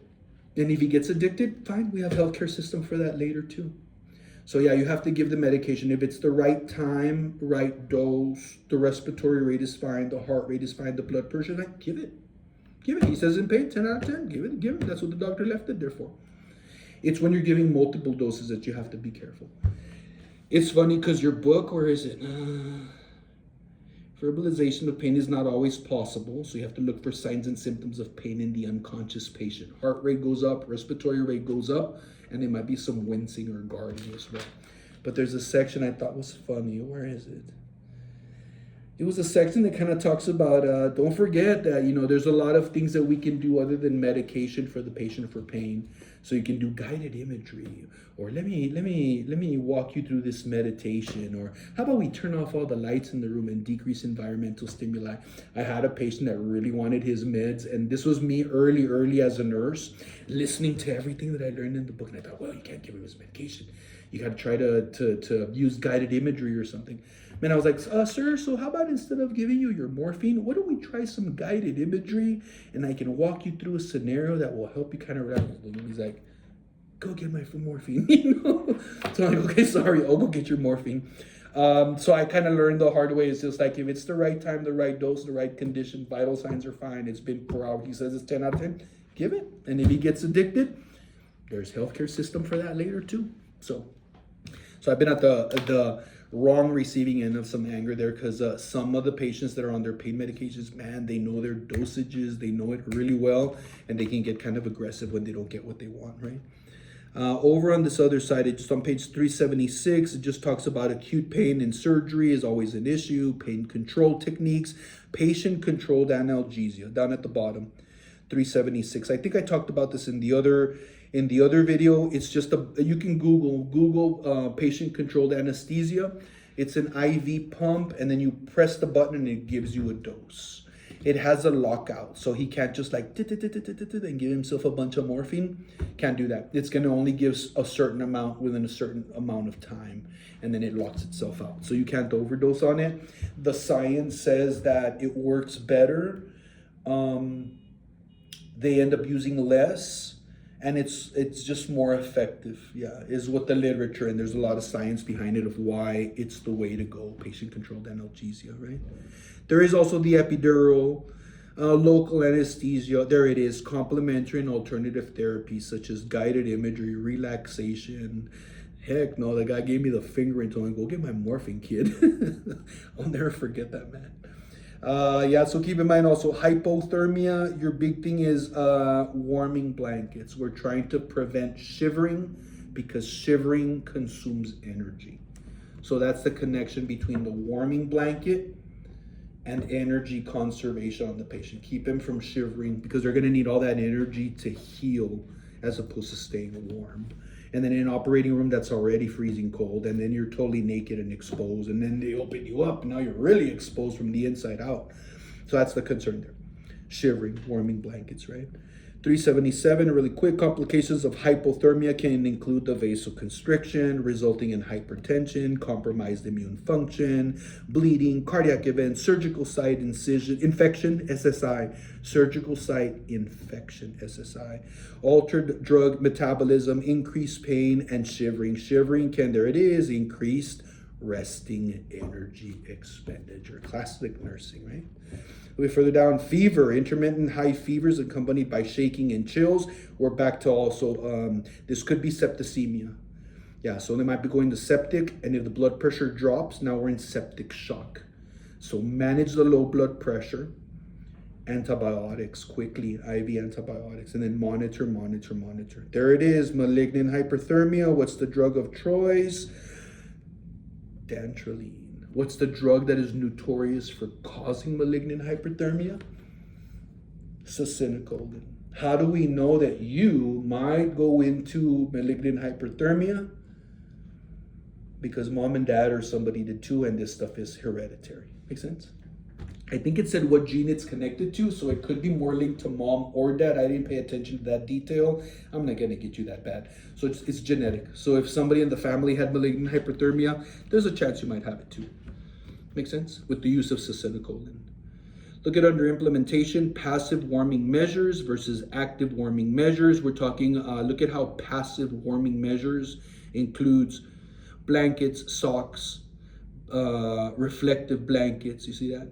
While active warming measures involves application of external warming devices like warmers, hot packs, things of that nature.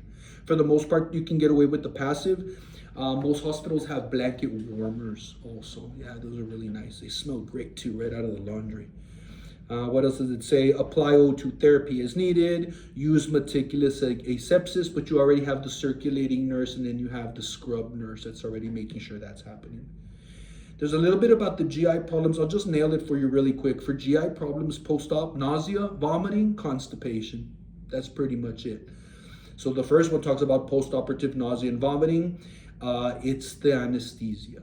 Drug of choice, ondansetron. Wow, sounds like a nightclub. Ondansetron is also known as Zofran. And now it sounds like a G.I. Joe character, right? But Google that one really quick. Zofran, ondansetron. Zofran's probably easier to Google. Zofran, Zofran. It's for nausea, although it might sedate you a little bit too, so it makes some people a little sleepy.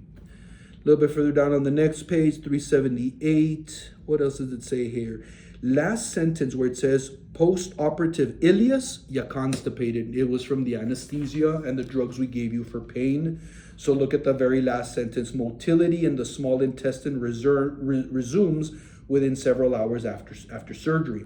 But if it doesn't, what are your strategies to increase peristalsis? Ambulation, that's one. Push fluids, because if you drink water, it'll help also to make all your mucous membranes nice and moist to get things moving. You could increase roughage in the diet, so make sure that the patient eats 100% of all raw fruits and vegetables in their trays. You could give them prune juice, but that don't taste too good. But you could give them prune juice, and then you'll need a physician order, but you can ask for a stool softener just to kind of help things move along. The stool softeners, they pull water from the intestine and infuse it into the bowel movement to make it soft, and then it's easier for you to pass. A little bit further down, it just talks a little bit about hiccups and how hiccups, short-lasting, spontaneous. It could be irritation of the phrenic nerve, which is an extension of the vagus nerve. Be alert to prevent aspiration. Side-lying position, put the head to one side. Have suction equipment ready at all times.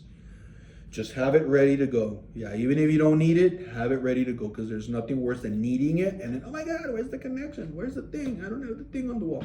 So have all of that set up already in case of emergency. You need to suction them out with the catheter, with the Yonker. Have you seen a Yonker? Yaunkер? Yonker? Yeah. It's the part that goes into the mouth to suction the saliva. It's like a clear Harry Potter looking wand. Yeah, check that out. Yeah, Google that so you can see what it looks like.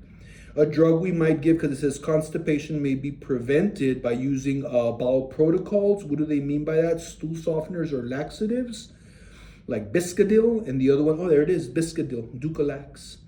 Although some of it might be more, it's a stimulant. It irritates the bowels to promote motility. So yeah, just look that one up.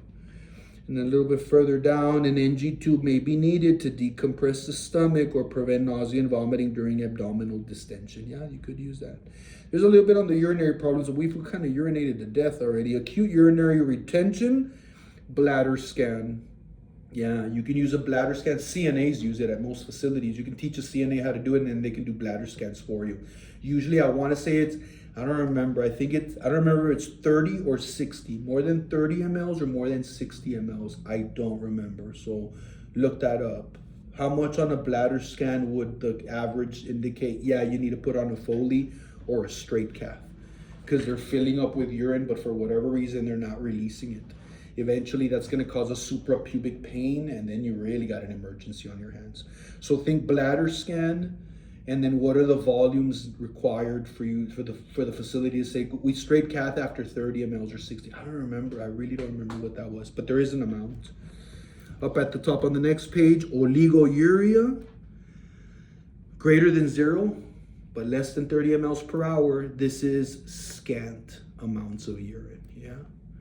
A little bit further down, assessment, there it is, about the urine output should be, I know we say 30 mLs per hour, but technically it's 0.5 mLs per kilogram per hour, but 30 mLs per hour is a pretty much round ballpark figure.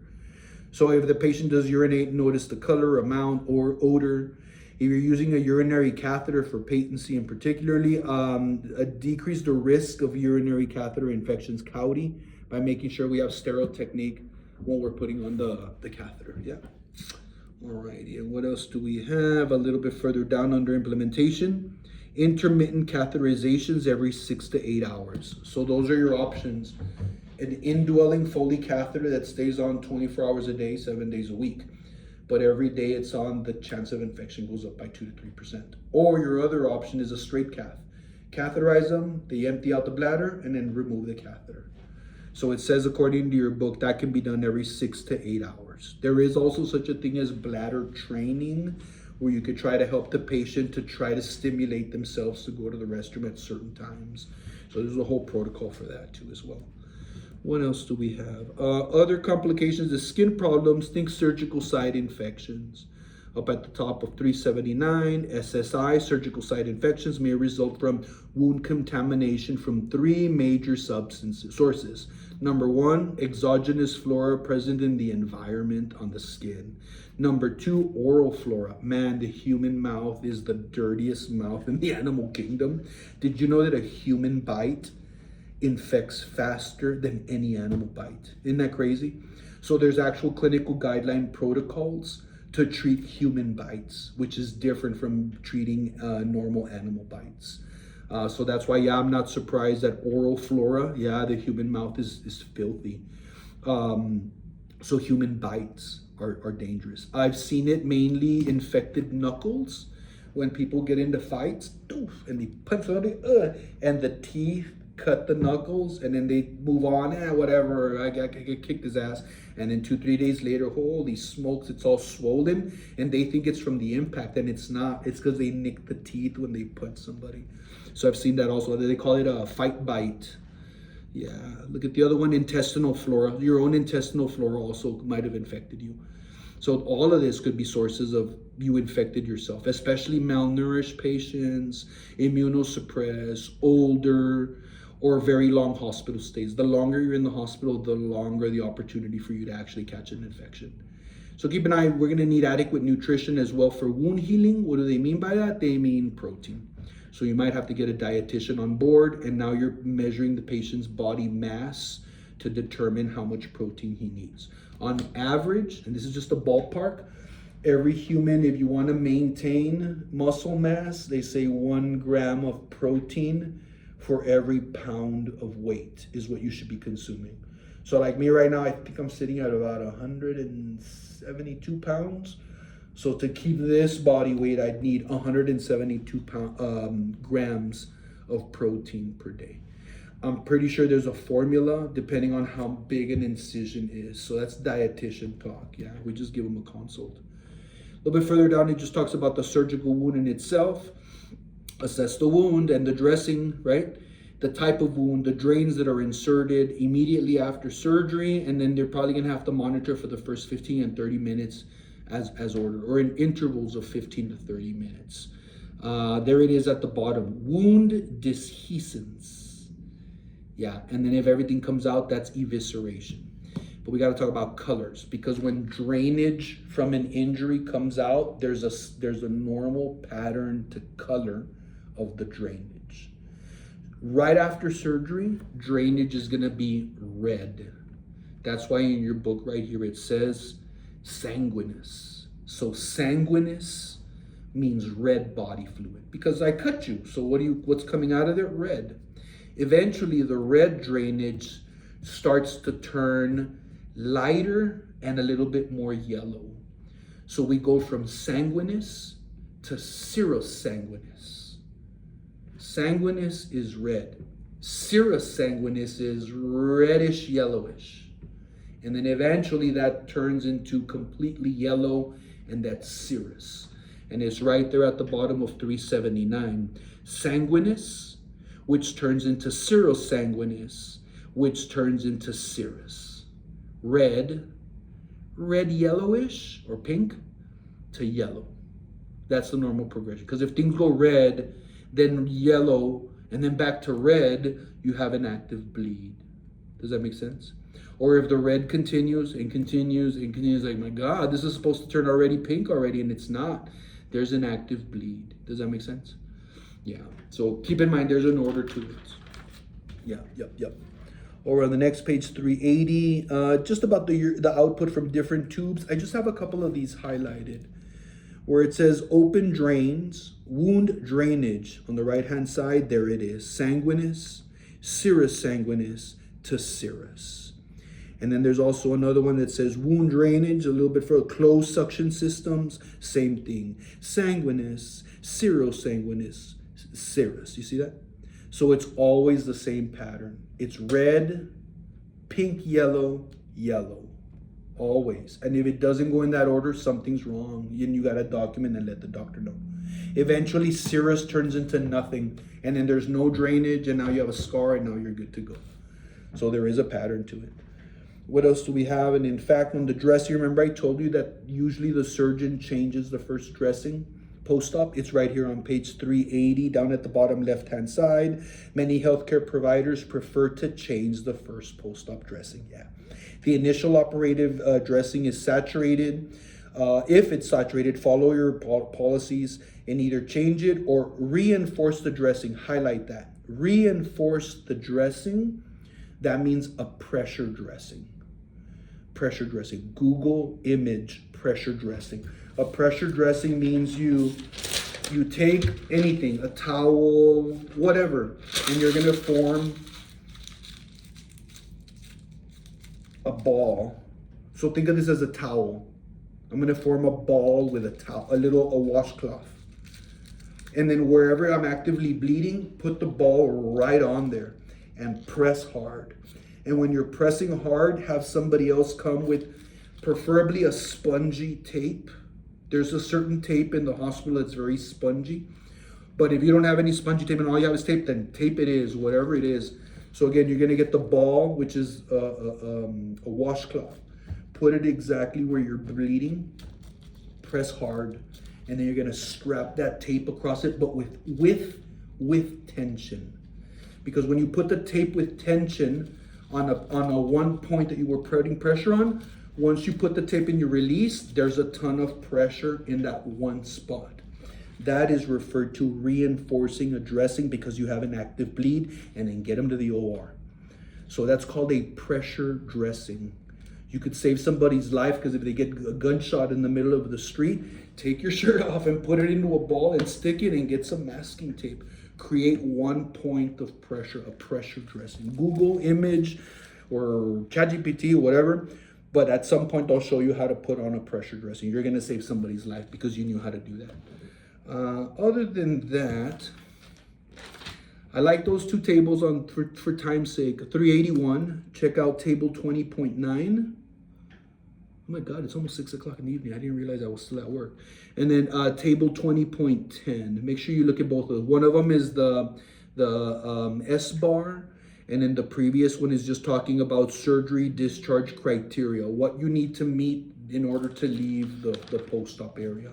Last but not least, over on page 382, that one paragraph that talks about increasingly, patients are discharged from the hospital with many care needs. They may be transferred to a transitional care facility, to long-term care facilities, or directly home. When discharged directly to home, the patient is expected to continue self-care with help from caregivers or home health care personnel. nurses, physical therapists, what have you. The care may include dressing changes, wound care, catheter or drain care, antibiotic therapy, physical therapy, working together with the discharge planning or the case manager, ensure that patients safe transition from the hospital-based care to community or to home-based care. Not a bad note to end on. My goodness, almost a 2-hour video. I hope that was as fun for you as it was for me. We'll see you in class. See you next time. Bye.